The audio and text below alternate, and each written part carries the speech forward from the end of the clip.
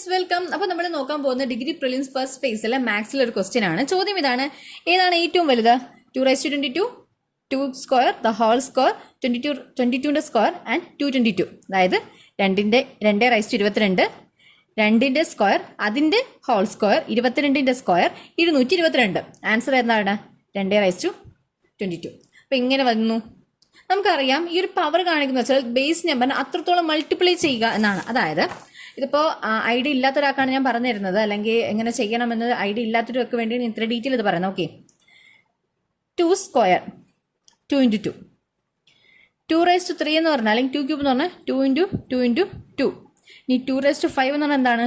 2 × 2 × 2 × 2 × 2. അതായത് 5 വട്ടം 2 മൾട്ടിപ്ലൈ ചെയ്യാണ് ഈ പവർ. മുകളിൽ കാണിക്കുന്ന വെച്ചാൽ എത്ര വട്ടം ആ സംഖ്യ തന്നെ മൾട്ടിപ്ലൈ ചെയ്ത് പോകുന്നു എന്നാണ് ഉദ്ദേശിക്കുന്നത്.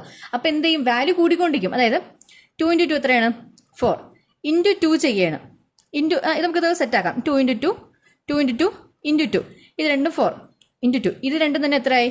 16 × 2 32 ആയി. അപ്പോൾ 2^5 തന്നെ നമുക്ക് 32 എന്നൊരു വാല്യൂ കിട്ടി. ബേസ് 2 ആണെങ്കിൽ നമ്മൾ പവർ കൂടുന്നതനുസരിച്ച് വാല്യൂ കൂടിക്കൊണ്ടിരിക്കുകയാണ്. അതിവിടെ നിൽക്കട്ടെ. ഇവിടെ നോക്കി, എന്തായാലും നമുക്ക് പവർ വാല്യൂസ് തന്നിട്ടുണ്ട്. ഓക്കെ, അങ്ങനെയാകുമ്പോൾ സ്വാഭാവികമായിട്ട് ഈ 22ന്റെ സ്കോറൊക്കെ തന്നെ കാണിക്കുമ്പോൾ നമുക്ക് എന്തായാലും ഈ ഒരു 222 എന്നുള്ള വാല്യൂ നമുക്ക് കട്ട് ചെയ്ത് കളയാം. പിന്നെ ഉള്ളത് 2^22, 2 സ്ക്വയർ, ദ ഹോൾ സ്ക്വയർ, 22^2 അല്ലെങ്കിൽ 22ന്റെ സ്ക്വയർ. ഈ ഒരു കാര്യം കൂടെ നോക്കിക്കേ. a⁻m, ദ ഹോൾ n എന്ന് പറഞ്ഞാൽ a⁻mn. അതായത് ഈ രണ്ട് പവർ അങ്ങ് മൾട്ടിപ്ലൈ ചേർക്കും.